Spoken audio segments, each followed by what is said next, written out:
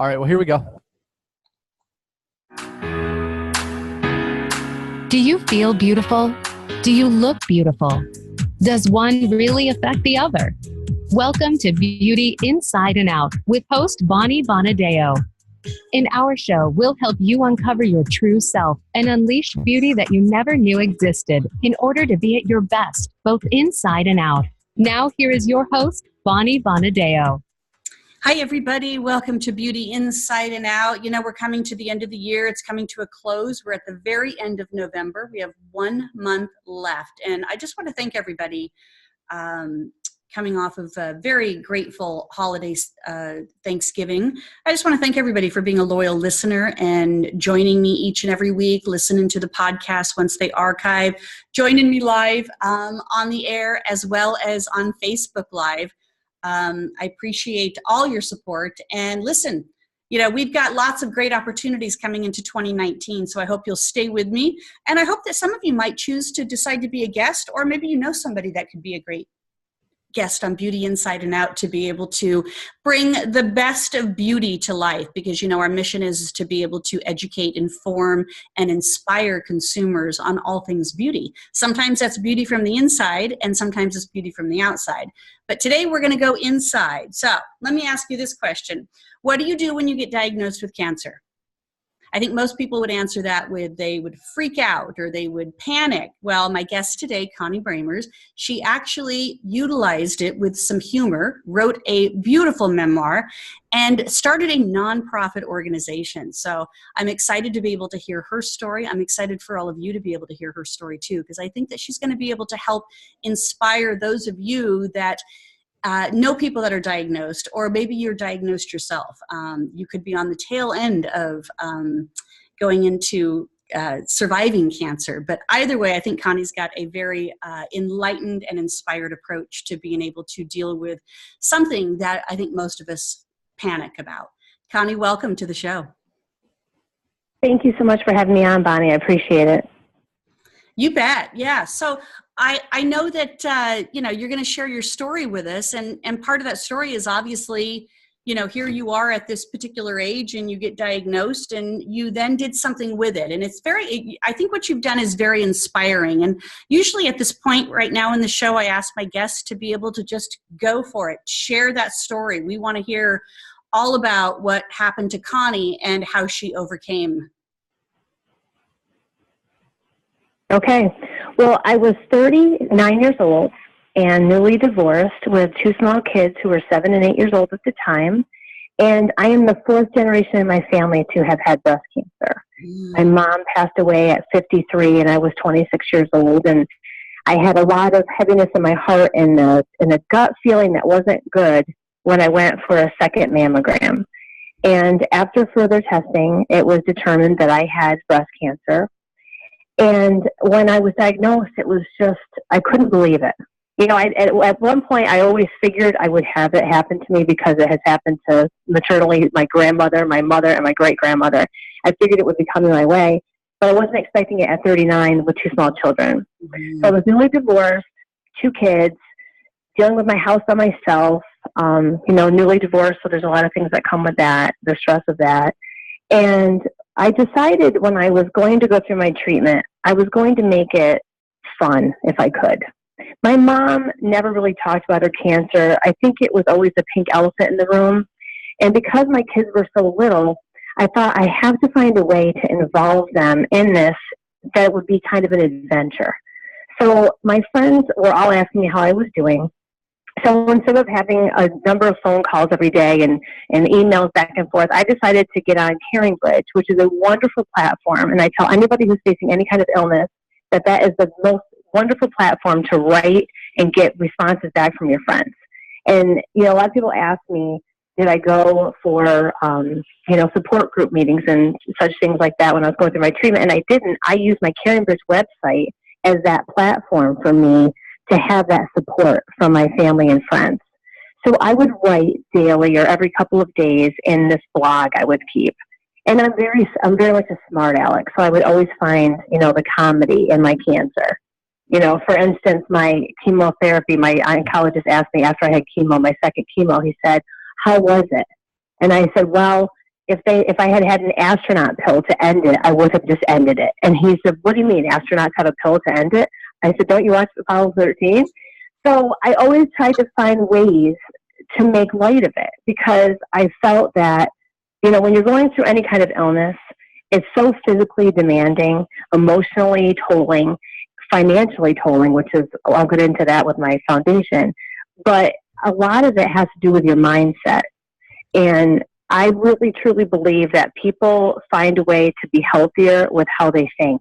Mm-hmm. I think, there's a lot, you talk a lot about inner and outer, taking care of yourself. And I think there's a lot to be said for finding humor in things. So I use humor to get me through my cancer. So I wrote all of these antics that I would go through. And later on in my journey, I'll tell you one quick story. Later on in my journey, when I was feeling better and I had the expanders in my chest, I went out in Saratoga Springs. I don't know if you've heard of Saratoga Springs, New York, but I was up in Saratoga, and it's the track season, so it was extremely busy. And I had my wig on. I was all dressed, had a cute little dress on. I thought I was, I was like $1 million. And I'm walking down the street, and I duck under this tree branch that was hanging very low into the sidewalk, and my wig catches on the tree branch and flies off my head. And if there'd been a sound effect, it would have gone whoosh, and it flew off my head and landed in the tree and just hung there, and then finally floated down to the ground. And my brother's like, "Dude, get the wig on. You got to get your wig back on." So I always wrote about funny things because I found that humor got me through. And at the end, when I was better, one of my friends said to me, I think a lot of people would find this helpful if you wrote it in a book and put it all into a book. I think it would help a lot of cancer patients. I would think it would help a lot of friends and spouses trying to understand how they, their loved one would feel. And so I took about a year and I wrote my book. And everyone knows me kind of as a Pollyanna. I'm always pretty happy. Except my kids know the wrath of Con, as I call it. But I told my kids, I said, listen, when they were 9 and 10 at the time that I wrote my book, I said, unless you're bleeding or dying, don't bother me. I'm going in my room to write for an hour. So I did that for about a year. And in my book, I wrote around the entries. So the entries were fun and light. Some of them were heavy. There's a lot of instances when I went through a lot. I had 6 months of chemotherapy, and I've had 13 breast cancer-related surgeries since I started. I had my last one just this past December, and I'm 10 years out this month, which is such a huge milestone for me. So very happy about that. But I decided to write really how I was feeling behind the scenes, because people saw just one side of me. So I wrote it all, and I put that all into a book. And I've gotten so much out of writing this book. I wrote it to put it in a box and bury it in the backyard. And instead, I've just gotten so many more gifts from it. And it's really about people thanking me for writing it and saying, I really understand how my wife feels now. Or this was my handbook for getting through chemotherapy. So my story is really about finding humor in the little things. And we have a rule in my house with my 2 kids.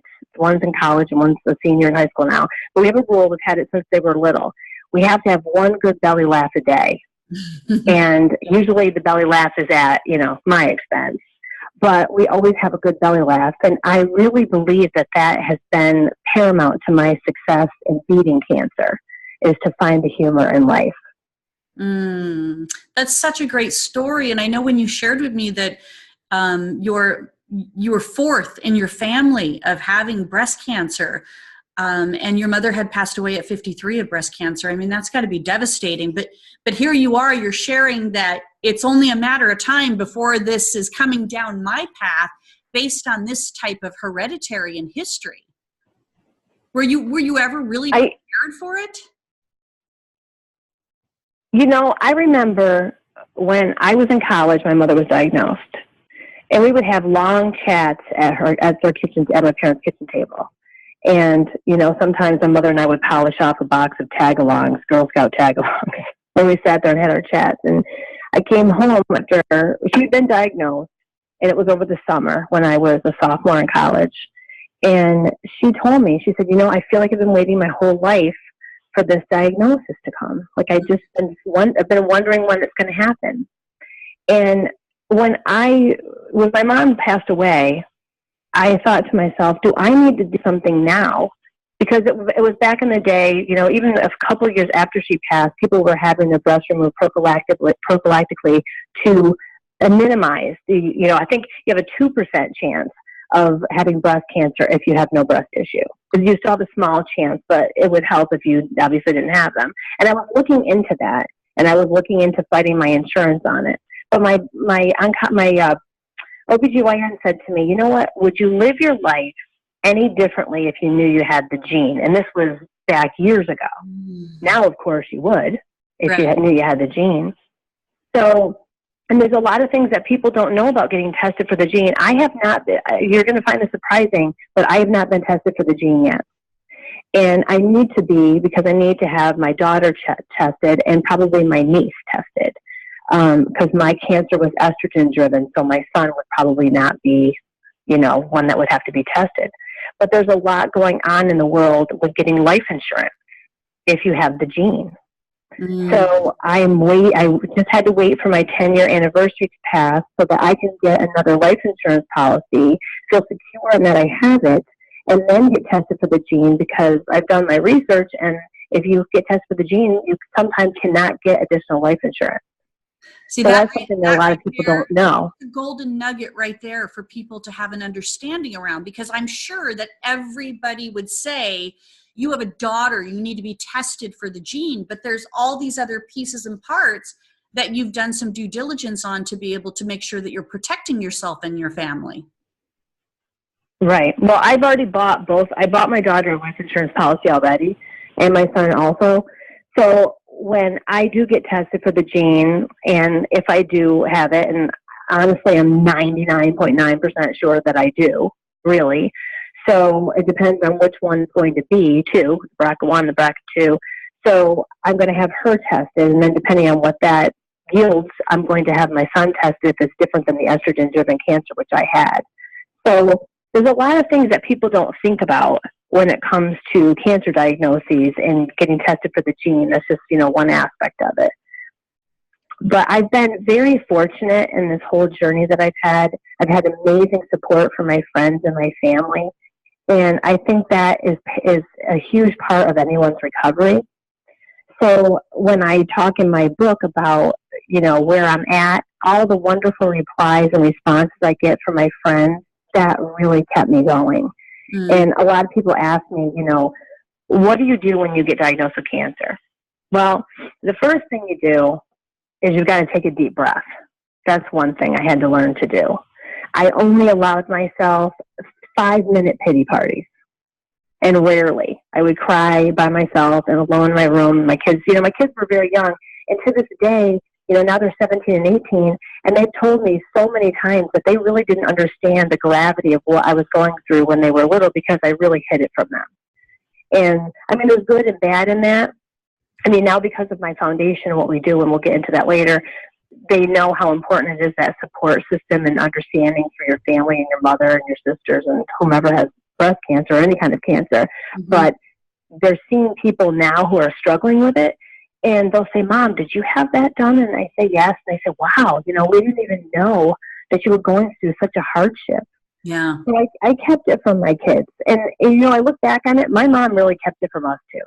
I was in college, and I really did not know how ill she was. And she battled it from get-go. I don't even think she had a moment's breath. She battled it for 6.5 years. Wow. So it was a long journey for her. Yeah. So, and I have a lot of guilt sometimes. Someone asked me this the other day, do you feel, obviously you're happy you're here, right? I'm very happy I'm here. But do you feel guilt that, your mom, you're here and your mom isn't? And I do feel guilty sometimes. But medicine has come a long way in the time frame since my mother she was diagnosed in 1989. She passed in 1996. I was diagnosed in 2008, and just even 10 years later, they're doing genotypes on these tumors. So not your true genetics, but the genetics of your tumor. So they're really pinpointing now treatment for that specific cancer that you have. So it's come light years since my mother was diagnosed, even mine. It really, really has. So we're going to take a break here, Connie, but when we come back, I want to be able to hear about a little bit more about how you managed to get through these memoirs and, you know, how long you were writing for, and then, you know, more on your story of, you know, how you got through this and how you are inspiring other people to get through it as well. So definitely stay with us, everybody. Okay. We're going to be taking an audio break right now, but we're still going to be live on Facebook if you're joining us. And if you'd like to join us on Facebook, you can go to Bonnie Bonadeo page. It's my friend page, and see us live. You can ask us questions and hang out with us here a little bit. But in the meantime, we'll be right back.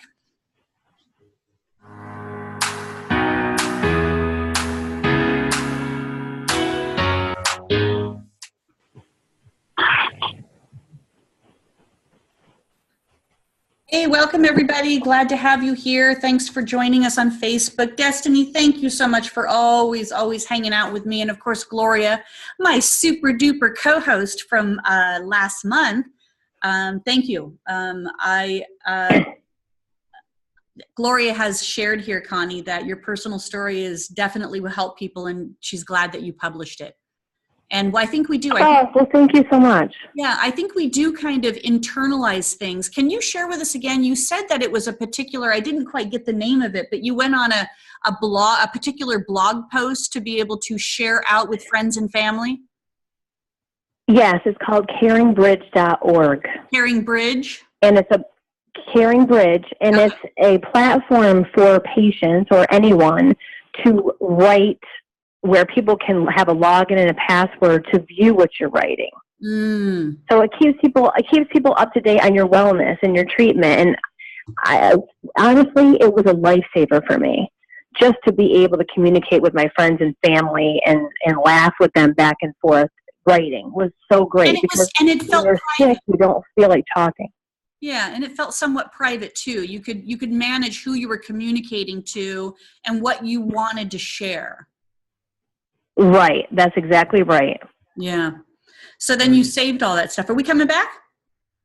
30 seconds. Okay, perfect. Good. I can't wait to hear about this because, you know, the exciting part is that you actually did something with it and created this memoir. I titled the show Rack Back Beauty because her book is titled Get Your Rack Back, along with your nonprofit organization, correct?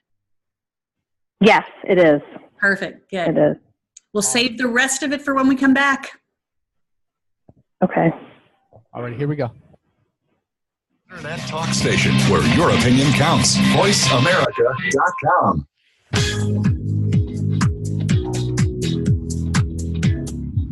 You are listening to Beauty Inside and Out with Bonnie Bonadeo. If you have a question or comment about our show, please send an email to bonnie@bonniebonadeo.com. That's bonnie@bonniebonadeo.com. Now back to Beauty Inside and Out. Hey everybody, welcome back to Beauty Inside and Out. It is a beautiful cold day in November in most of the lands. We're heading into the holidays. My guest today is Connie Bramer, and you know, she was a newly divorced woman at 39, young children, so she's a mom, and she hears the words, "You have cancer."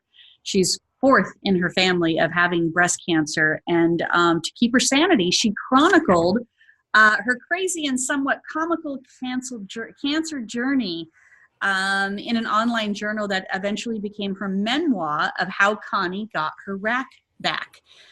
So Connie, welcome. Thanks for being here today. I loved your story. And, you know, I know a lot of people, listen, there's so much cancer going on right now that I know that your story is relating and connecting with many of my listeners right now. So thank you for sharing that. Tell us a little bit about then, you know, at what point did you actually decide that this online blog you were doing to stay in touch with family and friends, it wasn't public. It wasn't like you were putting it on Facebook and sharing it with the world publicly. But then at what point was it that you thought, I really need to share this with the world? Well, I feel as though, you know, I had to put a voice to cancer, I felt. And it wasn't even just breast cancer specifically. It was the journey of people going through cancer. One of the things I always tell my kids is you never know how someone's day is. If you have a clerk that's rude at the grocery store, I always tell my kids, you don't know what's going on with that person. And that same thing holds true for cancer patients. You don't know really the struggle of people. You see people in wigs, you see people bald with the scarf, but you really don't know what they're going through unless you've gone through it yourself. Mm-hmm. So I felt kind of my duty to share what I had written and really tell the story, the raw. Like, my book is very raw. So a lot of people say, I laugh on one page, I cry on the next. And it's a little bit of an emotional roller coaster. Mostly laughing. I have to say, people tell me they mostly laugh, which is a good thing. But I felt that I owed it to even my friends who I had written this blog and they had been reading it. I owed it to them to put it all in a book and really tell the inside story, because I even wrote a little bit after I was well, and then I just stopped. And I had probably 15 friends reach out to me and say, man, I really wish you were writing every day, because I looked forward to logging in to Caring Bridge whenever I would do an entry. It sends an email to everyone who has signed up to read your entries and to communicate with you. So they miss getting those emails. And I found that kind of profound. I thought, I didn't realize people were, really paying attention to my words. So my one friend, like I had said, told me, I really think you should put this in a book. I think it would help a lot of patients, a lot of people. So when I was set about to write it, I thought, what is the best way for me to articulate really what was going on? So I went back and basically went down memory lane and copied and pasted a lot of my blog posts into, what I was going to put for my book. And then I remembered I had to really read it and think back to where I was on that day. Like the first day of chemotherapy, really what was I thinking about? I laughed because they give you, I was on adriamycin cytoxin, which is a red chemotherapy. And the nurses come out to you in basically a hazmat suit, right? You've got a port in your chest. And they come out, they're all like triple gloved and hazmat suit. And I'm thinking, what is this about? And I said, why are you guys all like dressed up like this? Well, it can't touch, our skin. It's damaging. So you're going to go ahead and just stick it right in my veins then. That's okay, right? So then I didn't know. No one tells you, now this might be a little off color, that it makes your pee orange, right? So you're thinking, no one told me this. And I go to the bathroom, I think I'm dying. And I come out, and then I say something to this, and I'm like, well, yeah, your pee does turn orange. Well, then you think about it, the red with the yellow makes it orange. But these are just things that people don't tell you. Or how you were going to feel that you have ants in your hair when that medication goes through your port. It makes it feel like you have ants in your pants, literally, and ants in your hair. Mm-hmm. And the nurse said, you probably are feeling like some weird tingling. I go, yeah, I feel like I have ants all over me. And that's one of the first things that you feel. But no one tells you these things. So I thought, you know what? I owe it to people to really tell what's going to happen to you. I remember I had two women that helped me immensely, and I call them the Sue crew in my book. One's named Suzanne, one is named Sue. And they were ahead of me in the journey, but they did not have mastectomies. I had bilateral mastectomies. They had chemotherapy, and they had lumpectomy. So they told me what was to come with the chemo. But when you don't have a person on your side that says, hey, look, this is how you're going to feel. You're going to feel like crap on the second day. The first day, you're just going to sleep. And when your doctor tells you to take, clozapine and all these other medications, I might have said their name wrong, but any of these compazine and all these other things, you can take them all. No one tells you that when you start either. So you're sick for the very first chemotherapy because you don't know all the medications you can take.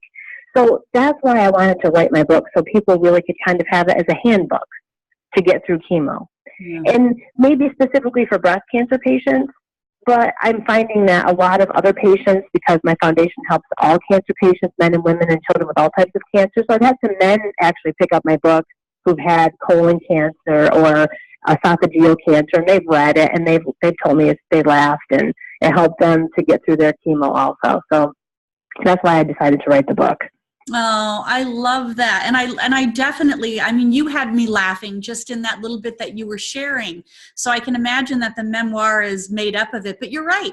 There is absolutely positively nobody telling you what to expect. And I think preparation, just like anything in life, when you're more prepared, you manage all of it better when you're more prepared. And if you're not prepared, then you just think it's got to feel like, the end of the world. And, why am I having to go through this? And we end up kind of spiraling back in that, that pity party and that victim mode. And that certainly is not a good source for better healing. Well, I know we spend so much time with our doctors working on being physically prepared for what's to come. When they tell you, here are your stats, I remember crying when I was told, you have an 80% chance of being here in 5 years if you do this, this, this, and this. And it's very scary to look at your life in statistics. You could walk across the street in New York City and get hit by a bus. You don't have that stat hanging over your head. You know what I mean? So it's very driven on statistics. So when I wrote my book, I thought if I could help mentally prepare someone for what's to come, I think mental fortitude really goes a long way in your healing when you know what's coming. I mean, there's a lot of unknown in cancer. My mother used to say, having cancer is like being in the Army, hurry up and wait. You hurry up to get the test done. You wait for the test to be done to see where you're at. You wait to see what treatment's available and what you need to have done. But you aren't really able to mentally prepare. So that's what I have hoped. And a lot of breast cancer patients specifically have given me that feedback that it really did help them in their mindset going in. And I think that's been a huge gift to me, that my story has been helping other people. So what is the greatest gift from you being able to write this memoir and share it with others? Is that I guess there's a reason. I'm one of those people that says there's always a reason for everything. God only gives you the things that you can handle. But the greatest gift that I've gotten from writing this book is that people have said to me so often, you were like beside me in my chemotherapy chair. I was reading, one woman wrote me, she had all of her chemos, and she brought my book with her every time she had chemotherapy, and she would read it and she would laugh. She would read about where she was at in her journey, and then she would laugh at all my little stories I would tell. And ironically, she was being taken care of at the same oncology office, so they were kind of laughing with her because they remember me laughing all the time. But that's been the greatest gift that people have said to me, you have helped me. You helped me to understand where I am and where I'm going. And I guess my journey wasn't for nothing. Sometimes things happen to people and you wonder, why did this happen to me? What is the lesson? I think the lesson for me with everything that I've gone through is to really take a step back and take things one day at a time. I'm very much a planner and a type A personality. And, when I want the garbage taken out by my son, I scream at him like 5 times to get him to take it out. And if he doesn't do it in 10 minutes, I take it out myself. Like I'm that kind of person. So I've tried very hard to change that about myself because life is so precious. And you don't know what the next day or even the next minute is going to bring. So you really need to take stock of what you have in your life, be grateful, and take a deep breath. I have a little thing on my iPhone, on my Apple Watch that says breathe. I don't know if anybody has an Apple Watch, but sometimes I turn that thing on. I'm like, I need to take a breath. So I'm going to sit down here and take a breath. So, one of the things that people have asked me, what do you do when you're diagnosed with cancer, any kind of cancer? Again, take a deep breath, 1. 2, come up with a plan. Find doctors that you like because you will spend a lot of time with them. True. To the point where you might end up pitching a tent in the office because you're there 2, 3, 4 times a week, depending on what you're having done. So, and if you don't like your doctor, find another one. That's something people always say to me. They think that they're at the mercy of the oncologist that they go to.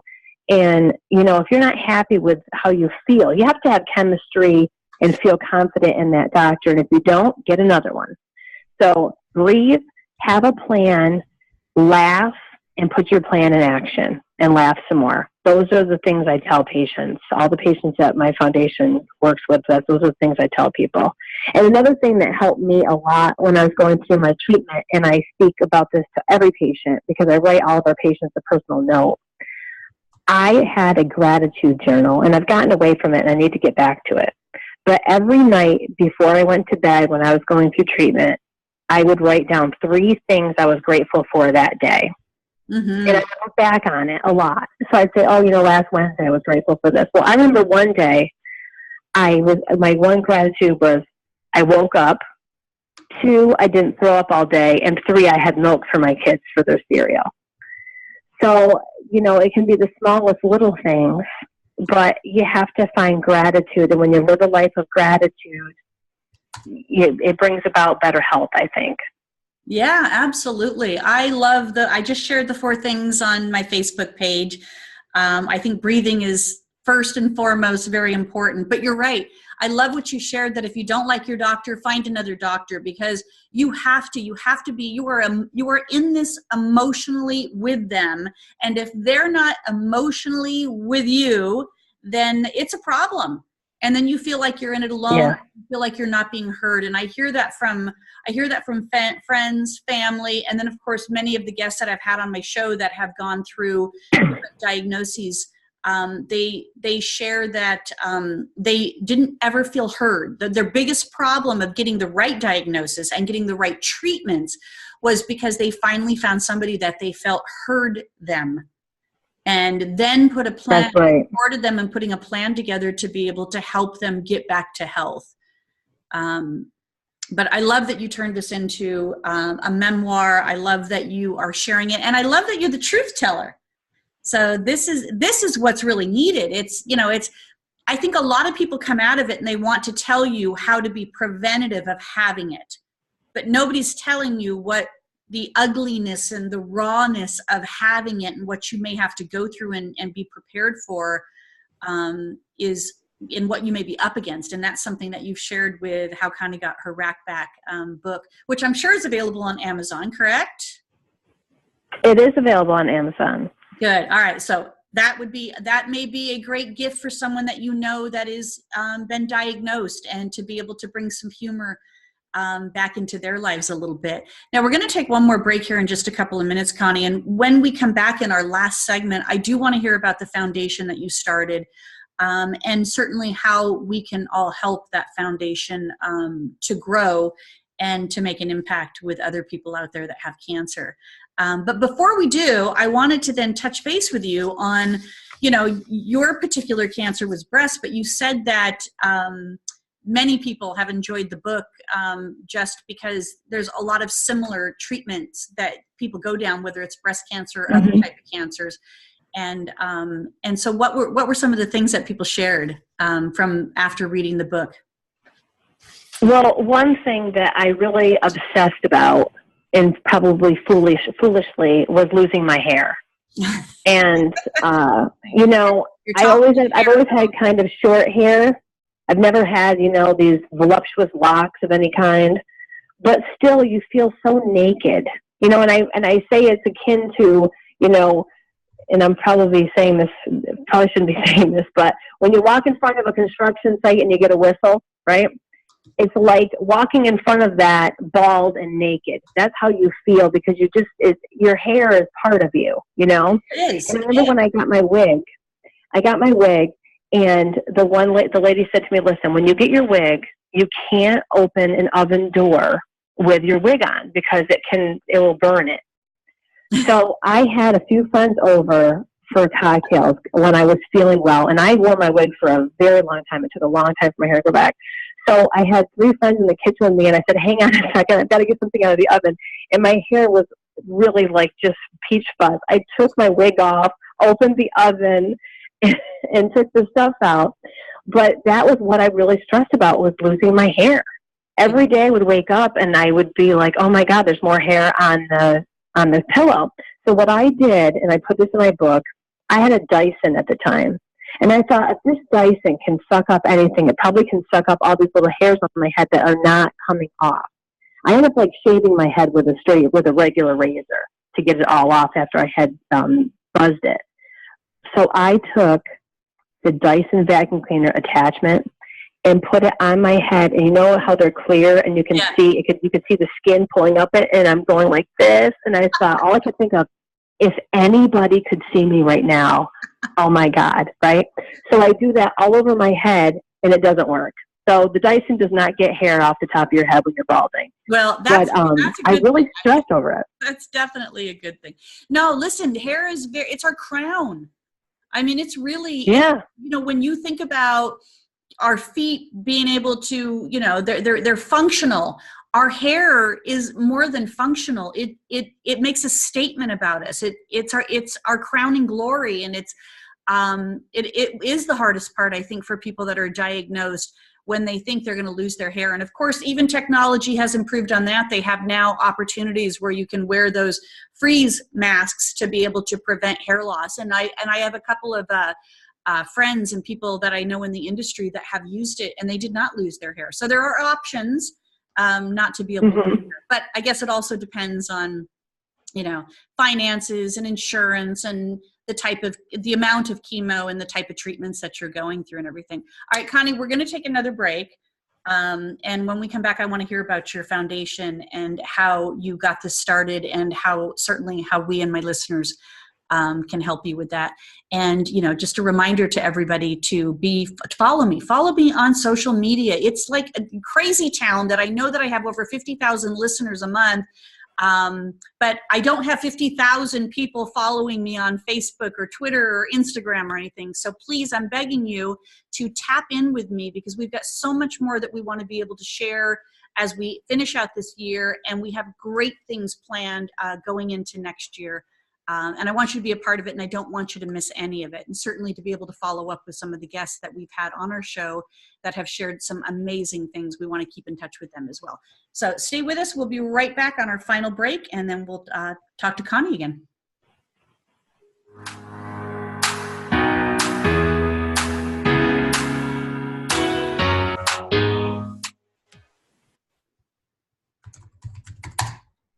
Hi, everybody. Thanks for staying with us on Facebook here.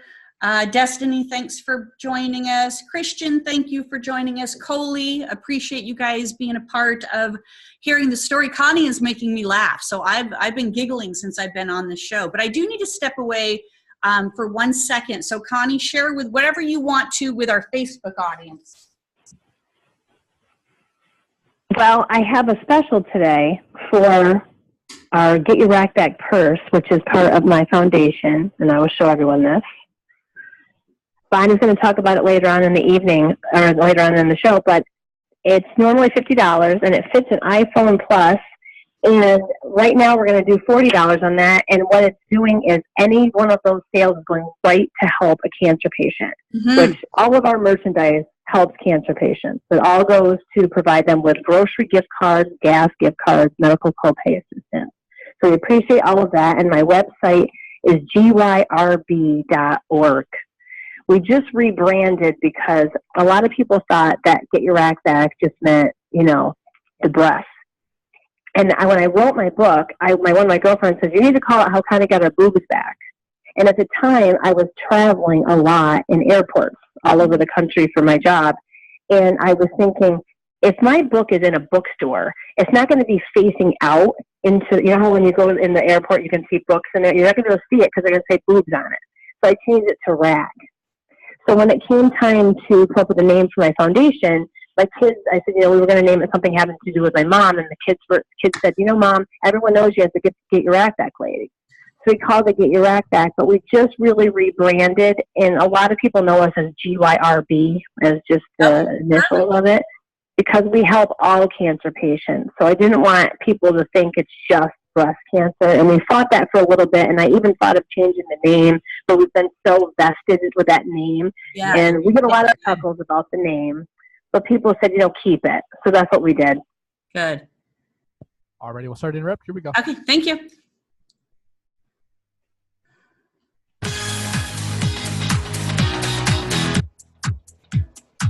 You are listening to Beauty Inside and Out with Bonnie Bonadeo. If you have a question or comment about our show, please send an email to Bonnie at bonniebonadeo.com. That's Bonnie at bonniebonadeo.com. Now back to Beauty Inside and Out.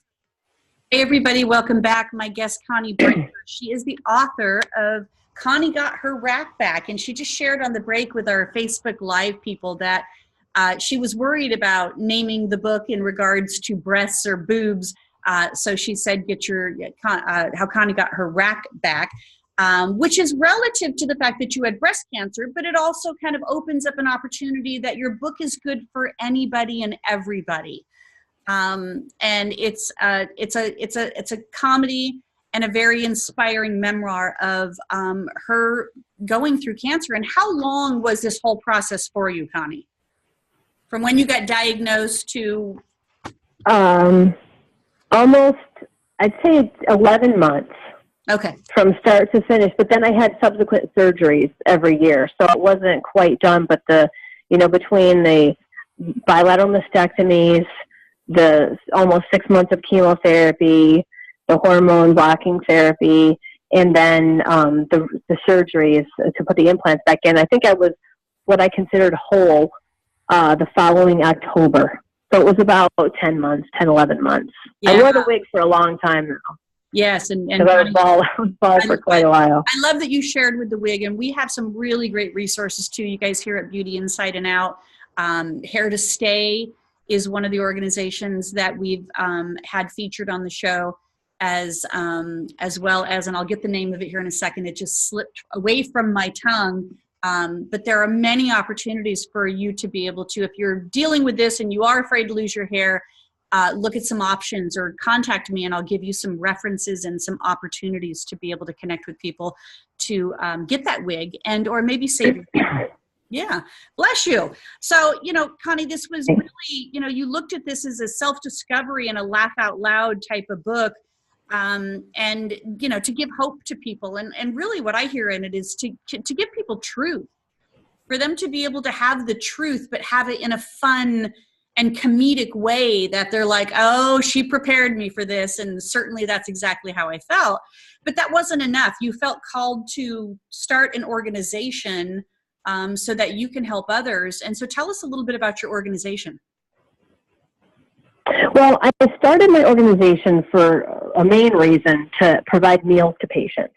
And the backstory is one of my friends from high school had meals delivered to me like a couple of times while I was going through chemo. Like every cycle, he would deliver a couple meals. And Pizza Hut came to my door one day, and I said, I didn't order any food. And they said, are you Connie Bramer? And I said, yes. So they came back, and it became a thing. On Tuesday night, when they had pasta, they would deliver, pizza, a pasta, salad, and then those breadsticks with the drizzle on them. My kids were like, it's Tuesday. We're so happy. Because when you're sick, you don't feel like cooking. It's the last thing that you want to be doing. So I was so appreciative of that. And he said to me, you know what, Connie, it's not a big deal. Like, it really isn't a big deal. But it is a big deal to people. So I decided to have a book launch party in 2012 when my book came out. And I decided, I'm in business, so I'm going to ask a bunch of my business friends to donate to me so that I can have a fundraiser. So initially we provided funds for local cancer providing services such as like the American Cancer Society Making Strides Against Breast Cancer, a couple of other local organizations. And I wasn't really sure, of course the money was going to a good cause, but I didn't know where the money was going. So I thought, you know what, I want to start my own foundation to find out, to find the people that really need boots on the ground help. I knew that I wasn't going to be a problem solver with respect to, solving the cancer issue and finding a cure. But I knew I could be a problem solver for everyday issues that people are facing. Right. And the unfortunate thing is with the cost of healthcare. Yeah. I'm sorry, say that again? The truth of having cancer. Yes. The truth of having cancer is it's financially devastating. Mm-hmm. People have no idea. It took me 6 years to pay back my cancer bills. And right now, people's co-pays, right now, my personal copay for a specialist is $60. So when you go for chemotherapy, you're going to see, it depends on what you have. Like if you have breast cancer, you're going to see your breast surgeon one day. You're going to go see your plastic surgeon another day. You're going to go have chemo, and then you're going to go back to get the Neulasta shot, which I'm sure you've seen all that on TV, the Neulasta Onpro. That shot is $12,000, okay? So people are struggling to pay bills, and then they're struggling to say to themselves, you know what? Do I want to buy groceries, or do I need to pay for my medicine so I'm here next month? And it's just something that I can't even tolerate, and we as a country should not even tolerate it. Mm-hmm. And I thought, there's got to be a way that we can help people. So what my foundation does is we started working with 2 local oncology offices. That's it. Now we work with 18. I started this organization in 2015. I submitted all my paperwork to the IRS in January, had no control over the date that they chose for me to be a nonprofit, and they chose, of all days of the 365 days a year, my mother's birthday. Aww. So I knew that was a sign that this was going to be a good thing, and we were going to make a difference for people. So last year, we helped 58 patients with $500 in services. My goal for this year was to help 100. So we have helped, today we delivered the 97th basket. Oh. So we have 3 more, and we're going to hit our 100 for the year. So what we do is we work with local oncology offices and hospitals with their nurse navigators and their social workers, because those are the people who really know a patient's true story. I don't want to be in a position yet where I'm asking patients to provide any financial information to me. Because I know as a cancer patient, if someone said to me, you know what, Connie, I can get you $500 in grocery gift cards, but I need your last 2 pay stubs. I'd say, you know what, don't worry about it. I'll figure it out, right? So that has hurt me in getting grants. I'm not going to lie about that. But I don't feel that I want to ask people that. So I have nurse navigators and social workers who call me and say, I have this patient who really needs help. So they fill out an intake form on my website that's password protected for them. And then I ask, listen, I need to know more about this patient. I want you to tell me about their family. I want you to tell me, are they working? Are they not working? What kind of cancer do they have? What's their stage cancer? Because I'm not going to write a letter, and I write a letter to every patient. I'm not going to write a letter to a stage 4 cancer patient and say, soon this is going to be in your rearview mirror, because that's not going to be the case. So I want to make sure that I'm writing the adequate, courageous words to get them, to give them a little lift, because that's what we're trying to do. We're trying to provide some TLC for these patients. And as a matter of fact, a couple of weeks ago, I received a phone call from a gentleman, and he's, I think, in his 60s with esophageal cancer, and he called me. I leave my card in every one of those envelopes, and he called me, and he asked me if, is this Connie Bramer? I said, yes. He says, I'm leaving my doctor's office with these gift cards. And I just want you to know I live alone, and I didn't think anybody cared about me. And I'm going to do what you told me. And I had written in his card, to fight, no matter how he felt every day, to just keep fighting. And he says, I'm going to keep fighting, and you've given me the courage to keep going, and I want to thank you for that. So I know that the little bit that we're giving, and I know it's not, $500 isn't a huge amount, but it really is life-changing for a lot of these patients. Yeah, it brings humanity back, because I think people do feel like they're alone when they're going through that. And like you said, your mom didn't share it with you when she was going through it at her worst. You weren't necessarily sharing it with your kids. So we're bearing this burden all by ourselves. And so sometimes that little something, that special, words of encouragement, or a $500 gift card to a grocery store. I mean, that's powerful. So you're really helping people that are in upstate New York right now. That's where you're positioned, right? Yeah. And you have right. And I'm sorry. I really want to expand.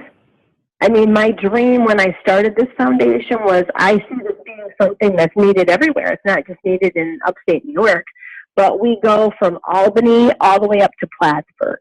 Okay. So up almost to the Canadian border. So I am working to move it out in the western part of the state, out to the Syracuse area, and down into the New York City area, close to New York City at some point. So I just work people volunteering. Yeah, that gives it a range, and hopefully you'll be able to expand further, because you're right. It's not about cancer research. It's not about, donating money to bigger causes. It's about helping people in that moment. So how can we help? Kind of give us some ideas. What can we do to help? What can my listeners do to be able to get more baskets and more letters to people that might need that little bit of support right now?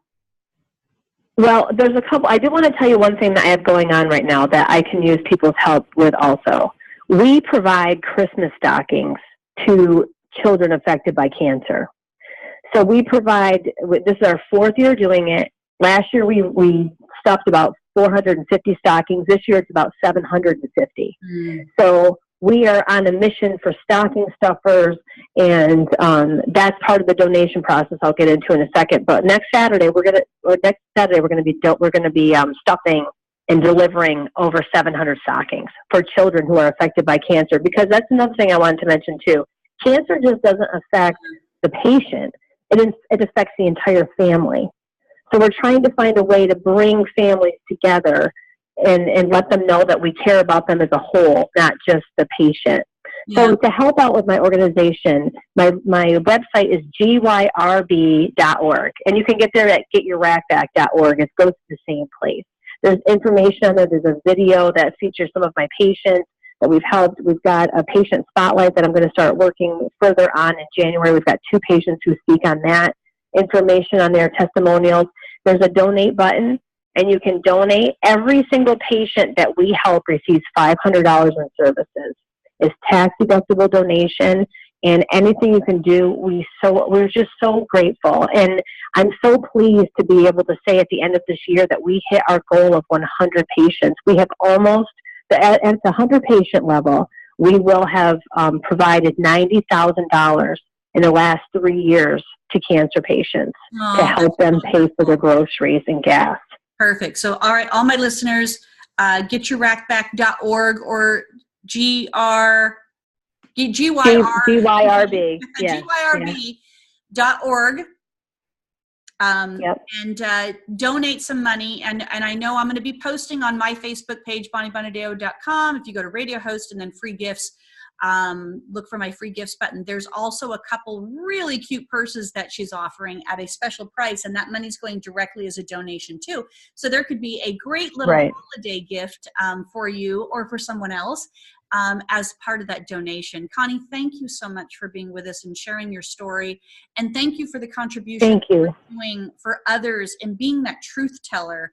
Because I think that's what's most powerful. And that's certainly what's touched my heart today, is that you're really telling the truth of what people can expect. And it's okay.